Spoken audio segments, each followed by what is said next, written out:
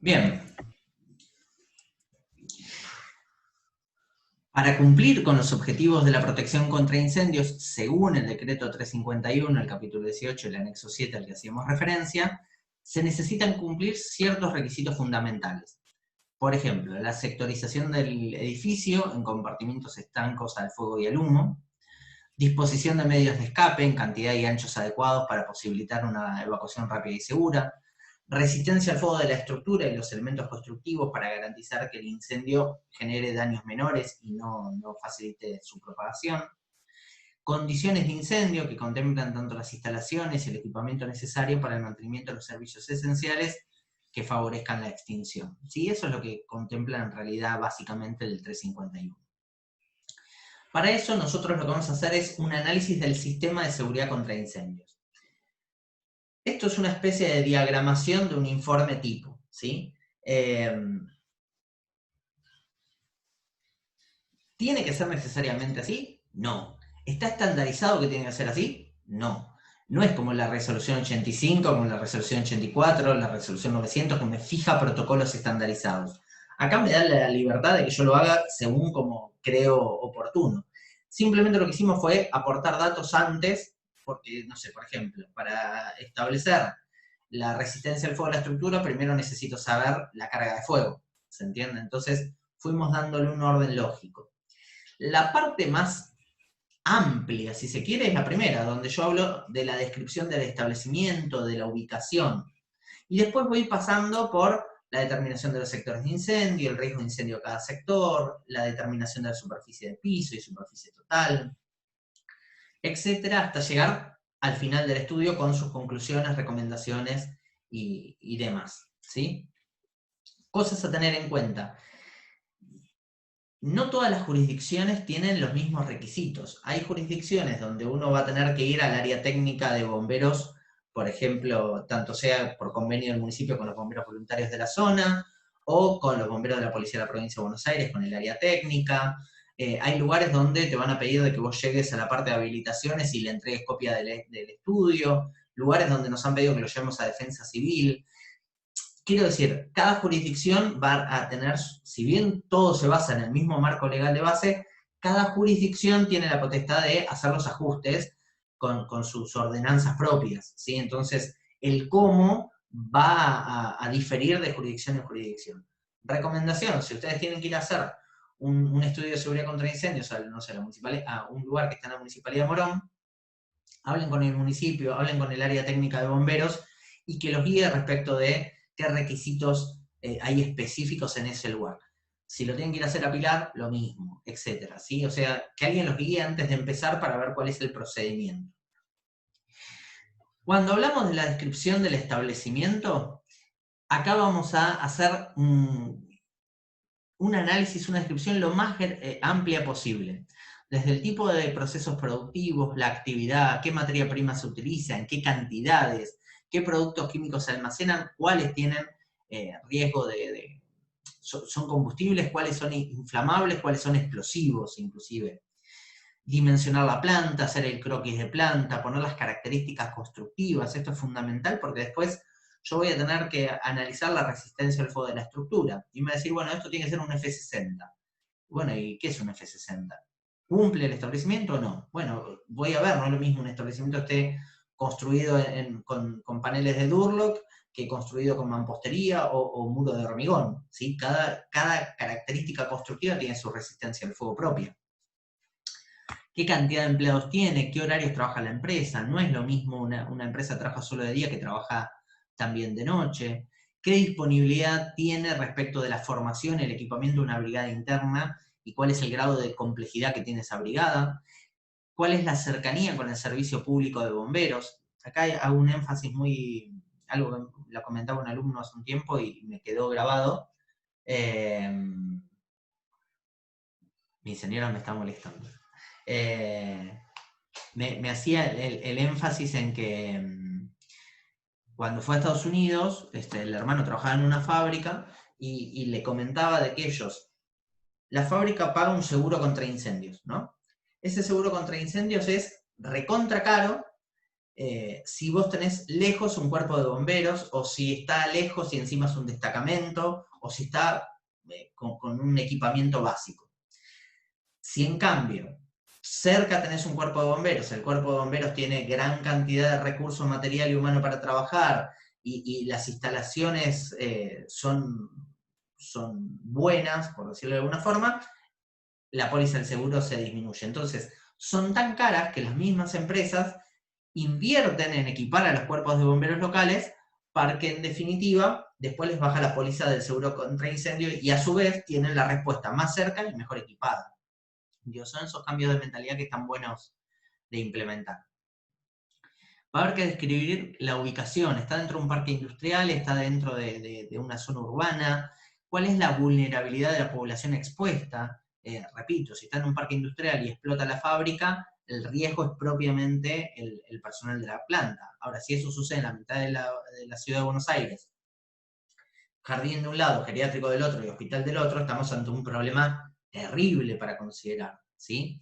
Si hay riesgo de explosión mayor, pienso en lo que pasó hace poquito en Beirut, en Líbano, cuál es si hay riesgo de emanación de humos tóxicos, producto de los productos que se almacenan en el inmueble, qué recursos hídricos hay disponibles, si hay tanques elevados para almacenamiento de agua, si hay un río, si hay un lago, tanques australianos.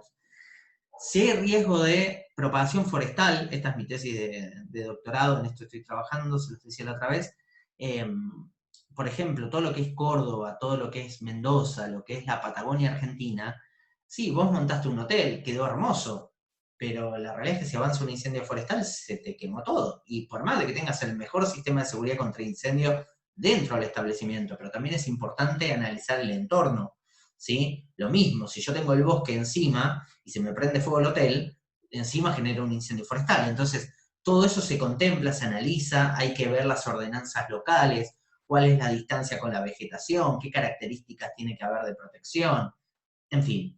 Todo eso lo va a contemplar este primer capítulo que se llama Descripción del establecimiento, por ponerle un nombre. Y también vamos a hacer énfasis en describir la protección preventiva, la protección pasiva, la protección activa y la protección humana. ¿Se cumple? Hay procedimientos de trabajo para trabajos en caliente,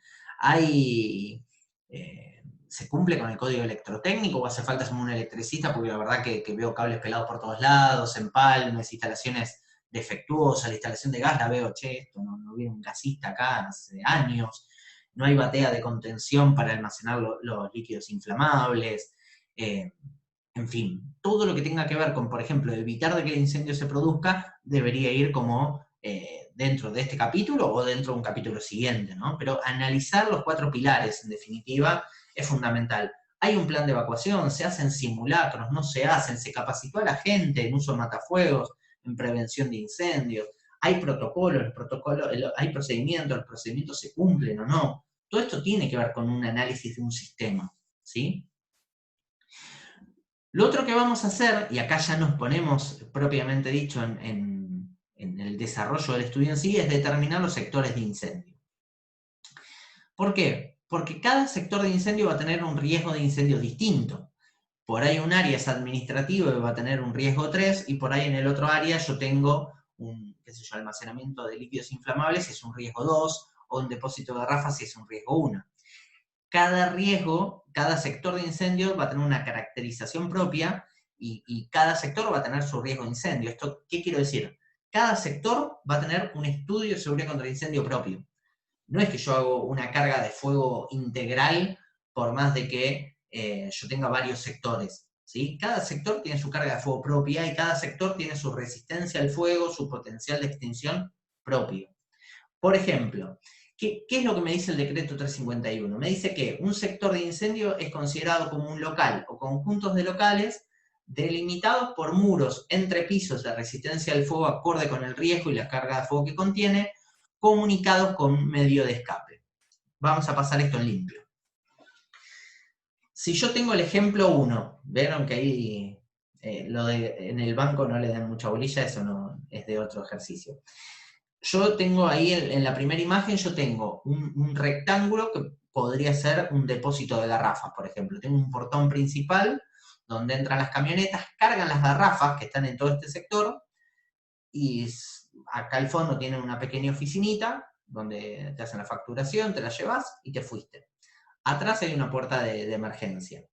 ¿Cuántos sectores de incendio ven acá? Que está el depósito y la oficina. ¿Cuántos sectores individualizan ahí ustedes? ¿No son dos? ¿Escucho ofertas? ¿Alguien más? No son... ¿Puedo repetir la pregunta, profe? En la primera imagen, en este donde dice 1, ¿cuántos sectores de incendio ven ahí? Y todo depende de las características de cómo está construida esa oficina. Podría ser, pero te voy a demostrar igual que no, pero no importa, podría ser. Pero son paredes, mirá, ni siquiera te digo que son paredes de Durlock.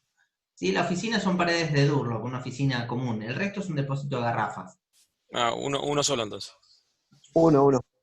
Bien, uno dijo 2, uno dijo 1. Si analizamos el riesgo, yo acá tengo un gran rectángulo donde hay un depósito de garrafas. Riesgo de lo que es depósito de garrafas, riesgo 1 es explosivo.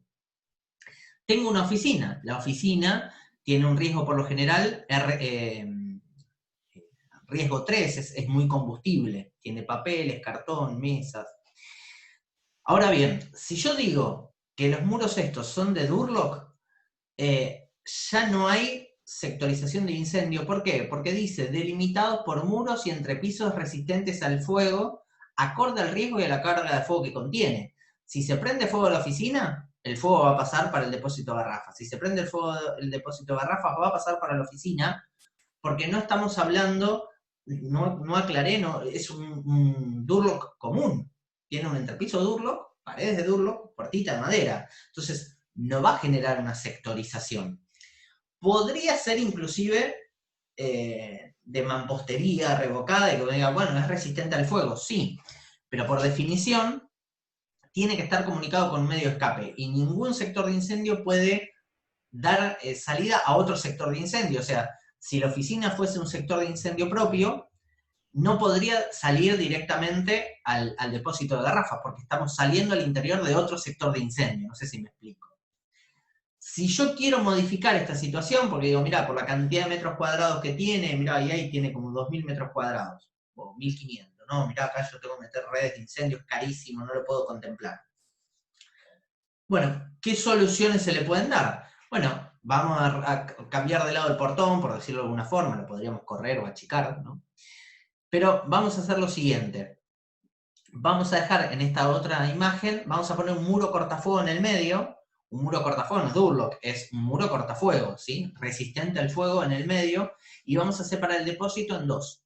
En donde está el 1 va a ser el depósito de garrafas. Donde está el 2 va a ser la oficina detrás, y acá va a haber, en donde está justamente el 2, van a entrar la camioneta, van mientras les facturan, desde el sector 1 por una puerta cortafuego, van a pasar la garrafa y se la lleva el cliente, por decirlo de alguna forma. Ahora bien, el sector 1 está delimitado por muros cortafuegos, ¿sí? Todos los muros perimetrales, y el muro interno que lo separa con el otro área es un muro cortafuego y tiene una puerta de escape. Eso es un sector de incendio, riesgo 1, porque ahí es un depósito de garrafas.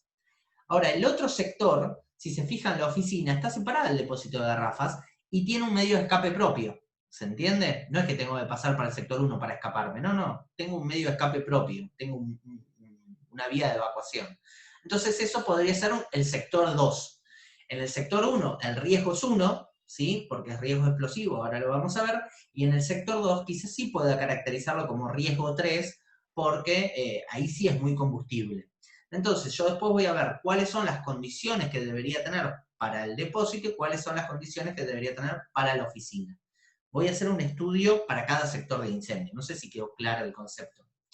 Pero en sí mismo, esas cuestiones hay que tenerlas en cuenta. Nunca un sector de incendio puede derivar al interior de otro sector de incendio. Debería dar un medio de escape. Y siempre un sector de incendio tiene que estar sostenido debajo por un sector de incendio de igual o mayor resistencia al fuego. No puedo decir en planta baja me corresponde F60 y en primer piso me corresponde F120, porque va a ser como una pirámide de naipes. Se va a romper la base y se va a colapsar todo. Siempre la base, ¿sí? Los pisos inferiores tienen que tener igual o mayor resistencia al fuego que los pisos superiores, ¿sí? ¿Hasta acá alguna duda? No, por ahora no. Cualquier cosita me paran, ¿eh? Bien, una vez que yo ya determiné los sectores de incendio, por cada sector de incendio voy a determinar el riesgo de incendio. Que esto va a estar dado según las características de los materiales que se estiman que suele haber en ese sector de incendio. Ahora, ¿lo hago ojímetro? No, esto tiene que ver con algo que ya está legislado. ¿Vieron ese cuadro horrible que estaba en el anexo 7, las primeras veces que leíamos acá el compendio normativo en higiene y seguridad? Decíamos, ¿cómo se interpreta este cuadro? Bueno, si yo me voy al anexo 7, esperen que lo encuentro, me encuentro con este cuadro, que es el cuadro de condiciones contra incendio, de protección contra incendio, ¿sí? Tiene varias filas, que cada fila corresponde a un uso: vivienda, comercio, industria, depósito, educación, espectáculos, templos, automotores, etc. Y diferentes columnas. Cada columna refiere la primera a riesgo y después a condiciones de situación, de construcción y de extinción. No se compliquen, ahora lo vamos a ver. Lo primero que voy a tener que hacer para definir cuál es el riesgo de cada sector es buscar el uso. Por ejemplo, si yo tengo un banco, ¿sí? Voy a ir a ver comercial, vivienda no, industria no, depósito no, comercial, sí, un banco es una entidad comercial, galería, sanidad no, administrativo no, banco. Acá me encuentro con actividad comercial, banco. Me voy a la primera columna y lo que voy a ver es que me dice riesgo 3. ¿Qué es riesgo 3? Es riesgo muy combustible. Esto que figura acá. Riesgo 3 es muy combustible. Si yo quisiese ver, por ejemplo, una oficina, como en el caso que teníamos recién, voy a actividad comercial, locales comerciales, actividades administrativas, riesgo 3. En el sector de al lado, donde tenía el depósito de garrafas, yo busco uso comercial, industria, podría ser, mira, depósito de garrafa. Riesgo 1. Significa que el sector ese tiene un riesgo explosivo.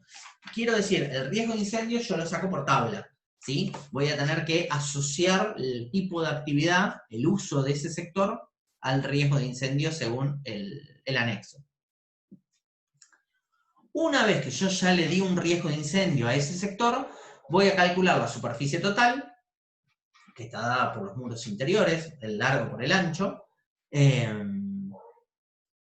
y la superficie de piso, que la superficie de piso se entendía como el área total del piso, menos las superficies que están ocupadas por los medios de escape, los locales sanitarios y otros que sean de uso común. Por ejemplo, si yo en el banco, que es un ejemplo que solía usar los años anteriores, por eso me quedo, si tengo un banco de 320 metros cuadrados y yo descuento, le resto los 20 metros que tengo del sector de baños o del sector de comedor o los medios de escape, yo digo que mi superficie total es de 320 metros cuadrados, eso me sirve para la carga de fuego, y tengo una superficie de piso de 300, porque le desconté los de áreas comunes, ¿sí? Y medios de escape. ¿Para qué me sirve la superficie de piso? La vamos a usar más adelante para sacar el factor de ocupación. ¿Por qué? Porque nadie contempla como que haya como un uso permanente el sector del baño, ¿sí? O sea, yo no contemplo que un trabajador está sentado en el baño permanentemente. Se contempla para el factor de ocupación las áreas utilizables del inmueble para los fines que ese inmueble está pensado, ¿sí? Entonces, determiné los sectores, caractericé el riesgo y tomé la determinación de la superficie total y la superficie de piso.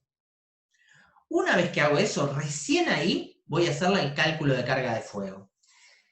¿Qué es el cálculo de carga de fuego? Por definición, es el peso en madera por unidad de superficie, expresado en kilogramos sobre metro cuadrado, capaz de desarrollar la cantidad de calor equivalente a la de los materiales contenidos en el sector de incendio, utilizándose para esto, como patrón de referencia unificado, la madera con un poder calorífico de 4.400 kilocalorías sobre kilogramo. Parece un trabalenguas, no importa.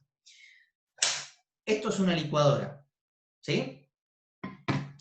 Y yo acá en mi inmueble tengo papel, cartón, telas, madera, plásticos. Cada uno de esos combustibles que yo nombré recién tienen un poder calorífico distinto, un comportamiento, una liberación de energía distinta. Entonces yo es muy difícil que pueda contemplar tantas variables. Entonces contemplar, che, bueno, acá hay un poquito de papel, pero hay un poquito de cartón, también hay un poquito de madera y un poquito de plástico. No, imposible. Entonces, ¿qué hago yo? En esta licuadora imaginaria, tiro el papel, el cartón, el plástico, la madera, lo proceso todo y saco un cubo de madera equivalente a todos los materiales que yo puse ahí. Y este cubo de madera tiene un peso total, ¿sí? No sé, 100 kilos. Y mi mueble tiene 100 metros cuadrados, ¿sí? ¿Qué hago yo? Distribuyo estos 100 kilos en los 100 metros cuadrados, me va a dar 1 kilo por metro cuadrado. Eso es la carga de fuego, es decir, cuánta cantidad de madera equivalente, cuánto peso en madera equivalente hay en cada metro cuadrado del inmueble, distribuido, ¿sí? De forma uniforme, por eso se usa la superficie total. Porque no podría decir, bueno, acá hay un sector donde tengo papel y en este sector tengo un poquito de papel y madera, sería muy difícil. Entonces se lo unifica como parámetro común en madera y se lo compensa, ¿sí? Va a haber alguna sustancia, algunos combustibles que van a tener un poder calorífico superior a 4.400 kilocalorías por kilogramo y otras que van a tener menos. Pero lo que hago es compensar en la cantidad de kilos después, ¿sí? ¿Cómo hago este cálculo? Primero, principal, papel, lapicera, y arranco a observar. Entonces hago una columna donde pongo combustibles y pongo, acá hay papel, ahí veo madera. ¿Qué madera? Pues no es lo mismo todas las maderas, hay maderas que tienen resinas y tienen un poder calorífico superior, y maderas comunes, maderas más duras. Si puedo, trato de describir eso también, que son madera de pino, madera de roble, fenólicos. Ahí veo plástico, ahí veo telas, inclusive si es tela, es poca cantidad, pongo telas. Ahora, si estoy yendo a hacer un estudio de carga de fuego en un depósito de telas, hasta podría decir, bueno, esto es 50% poliéster, 50% tal cosa, y segregarlo, porque estamos hablando de gran cantidad, pero vamos a imaginarnos que son unas cortinas. Acá, bueno, acá veo cartón, bueno, acá hay cartón. Lo único que hago es enlistar los combustibles, ¿sí? Después lo que hago es estimar, asignar el peso en kilogramos que había de cada combustible. Es decir, bueno, ¿y cómo hago eso? Y es la parte difícil del estudio. Por ejemplo, si yo tengo una librería, ¿sí? Tengo una biblioteca, por ejemplo, y toda esa biblioteca está lleno de biblioratos llenos de documentación, lo que puedo hacer, porque también va a ser un poco, sería imposible sacar todos los biblioratos, pesar uno por uno, imagínense una biblioteca, no terminas más. Sacás un bibliorato, lo pesás, bueno, mira, este bibliorato pesa 1 kilo, perfecto. ¿Cuántos biblioratos tengo en cada fila? Mira, hay 20. ¿Cuántos estantes hay? Hay 5. Bueno, en este estante, en este gabinete, hay 100 kilos de papel. ¿Se entiende? Por decirlo de alguna forma. La otra sería decir, bueno, qué sé yo, el entrepiso este que es de madera, ¿sí? Este entrepiso de madera, yo tengo, bueno, esto es de machimbre de 1 pulgada. ¿Cuánto pesa 1 metro cuadrado de machimbre de 1 pulgada? Lo multiplico por la cantidad de metros cuadrados que tengo en ese entrepiso y saco la cantidad de kilos de madera que componen este entrepiso, por decirlo de alguna forma. Y después, cuando yo ya tengo el combustible y la cantidad de kilos de cada combustible, al costadito, según tablas que sean oficiales, voy a poner el poder calorífico, en kilocalorías sobre kilogramo, de cada combustible. Que eso es propio, es una propiedad de cada combustible en sí mismo. Y después, ahora se lo muestro con un ejemplo, va a ser más sencillo. Voy a buscar multiplicar la cantidad de kilos por el poder calorífico de cada combustible. Cuando hice eso, se lo muestro con un ejemplo, no se complique. Cuando hice eso, sumo todos esos valores y esos valores los voy a dividir por el poder calorífico de la madera. Y ese valor resultante lo divido por la superficie total del sector de incendio. Eso me va a dar una carga de fuego que está expresada en kilogramos sobre metro cuadrado. Por ejemplo, ¿sí? Vamos a poner un ejemplo para que para que se puedan guiar. Perdón, ¿eh? Vamos a mostrar una carga de fuego típica.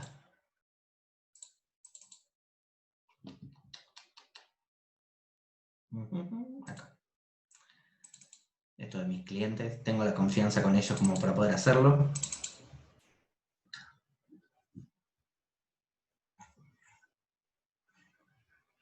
Bien.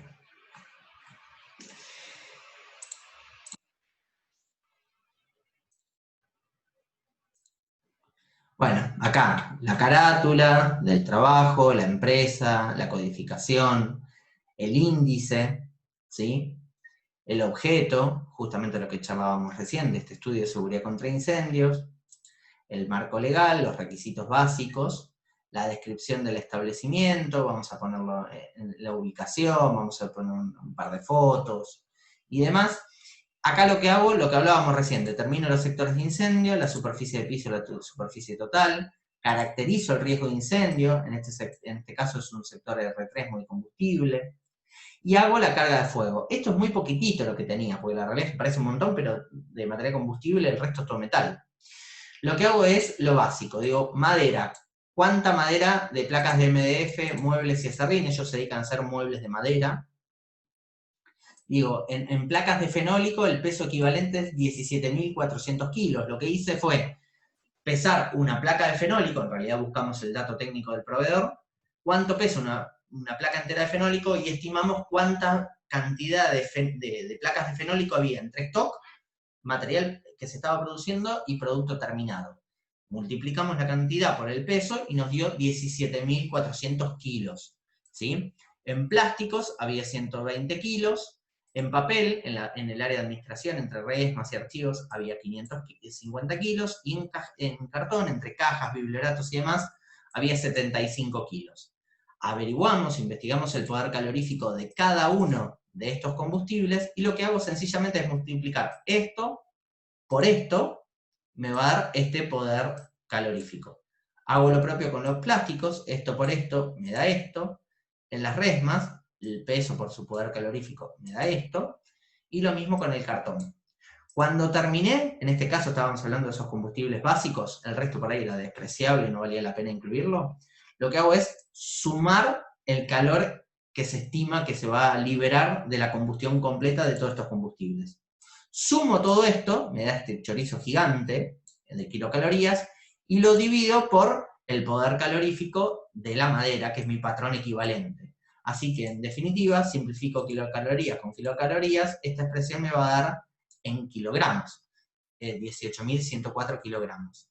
Y este valor, que me dio acá, lo divido por la superficie total del inmueble. Entonces, 18.000, espero se esté viendo bien, 18.104 kilogramos lo divido por los 380 metros cuadrados que tiene el inmueble, y esto me va a dar 47,64 kilogramos sobre metro cuadrado. Esta es la carga de fuego, y es bastante alta. ¿Se entiende? Esto es un cálculo de carga de fuego. Por eso es que les digo, el requisito no puede ser presentarme el cálculo de carga de fuego, porque en definitiva es un número, no me dice si el inmueble es seguro o no. Esta ecuación, ¿se entiende? Este es el poder, la carga de fuego. Este valor me va a servir en adelante para tomar otros parámetros en cuenta, pero esto es la carga de fuego propiamente dicha. Volvemos a la diapo. Una vez que yo establecí, por ejemplo, en este caso, en el ejemplo del banco, me daba 26 kilos sobre metro cuadrado, determino la resistencia al fuego de la estructura. Y esto está dado por no solamente los muros, sino también las puertas y las ventanas que puedan dar a otro sector de incendio. Si esta habitación tiene un medio de escape propio, y yo la voy a considerar un sector de incendio, no solamente los muros tienen que ser resistentes al fuego, sino también las ventanas y las puertas que separan con el otro sector, porque si no funcionarían como un fusible, ¿se entiende? Y esto se expresa en F con un número. F60 significa que la resistencia al fuego de esa puerta, de esa ventana o del muro tiene que soportar durante 60 minutos la acción, el daño del fuego sobre la estructura, ¿sí? Lo mismo si es un F90, va a tener que soportar la acción del fuego durante 90 minutos. Para eso se utiliza el cuadro, que ahora lo busco y se los muestro.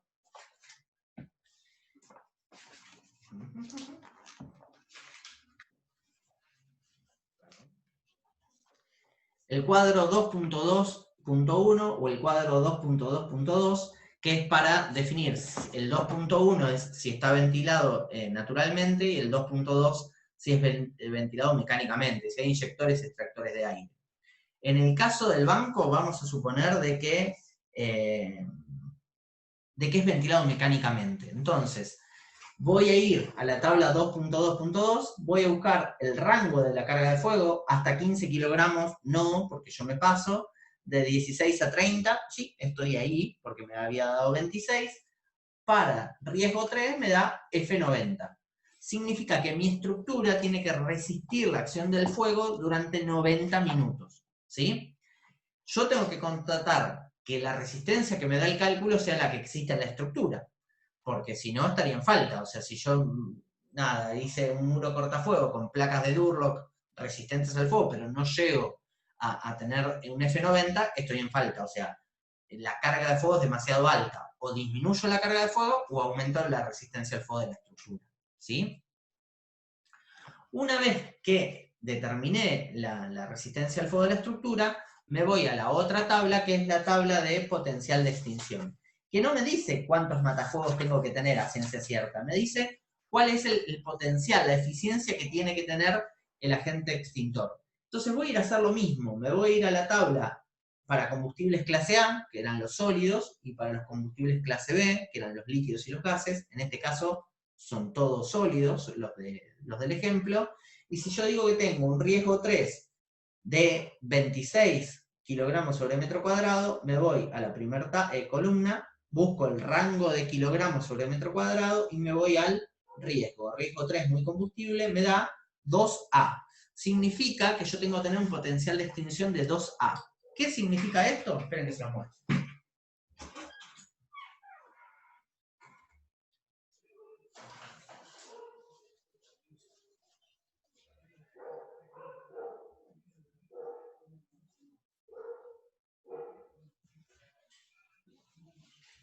Si uno agarra un matafuego, como el del auto, uno va a ver que esto le dice, mira, esto es fuego clase A, B y C, está tapado mal por la etiqueta que me pone la empresa que lo recarga, pero esto es un matafuego ABC común, chiquitito para el auto. Si yo lo doy vuelta, ahí van a ver que dice potencial de extinción y me dice 1A, 3B, 3BC. ¿Qué significa? Que el potencial, la eficiencia de extinción de este matafuego es de 1A. Si me guío en esto, miren lo desactualizado que está en la legislación, si me guío en este cálculo que yo acabo de hacer, con 2 matafuegos de auto yo ya cubrí el potencial de extinción de todo el banco. Una locura. Es imposible. Jamás podría con 2 matafuegos proteger la seguridad contra incendio de todo ese banco. ¿Qué sucede? El decreto está hecho en una época donde el potencial de extinción de los matafuegos o no se calculaba o era sumamente ineficiente. La tecnología, los nuevos materiales, la ciencia detrás de la extinción de incendios ha hecho que ese potencial de extinción sea cada vez más alto. Entonces, a veces con un matafuego, yo ya cubrí todo el potencial de extinción. Es ilógico, no lo puedo hacer.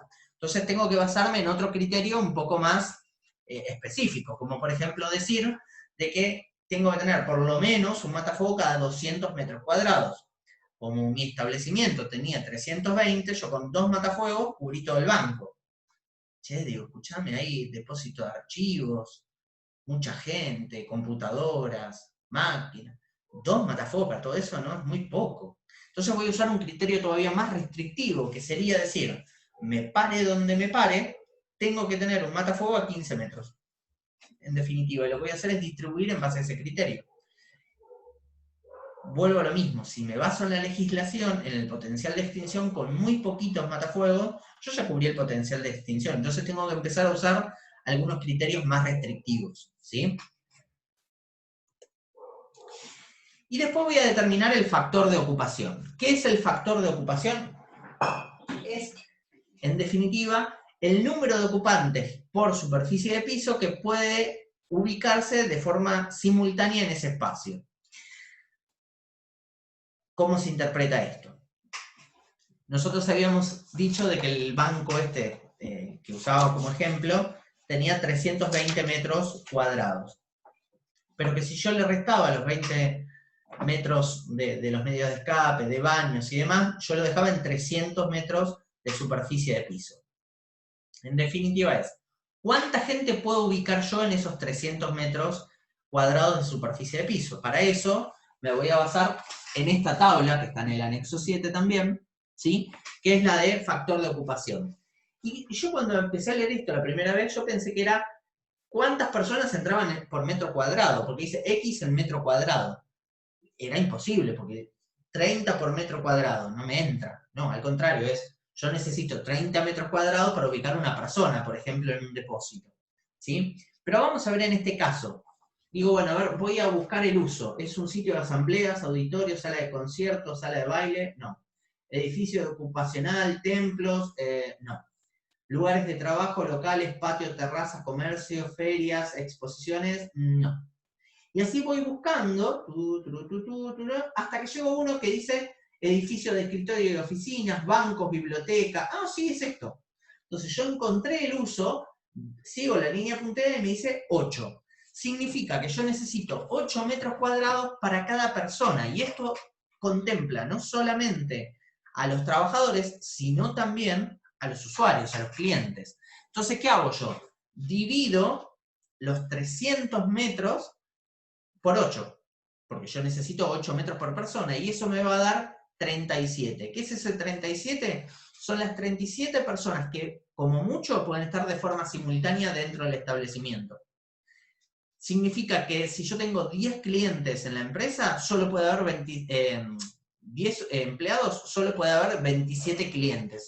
¿Se entiende? Ese es el factor de ocupación.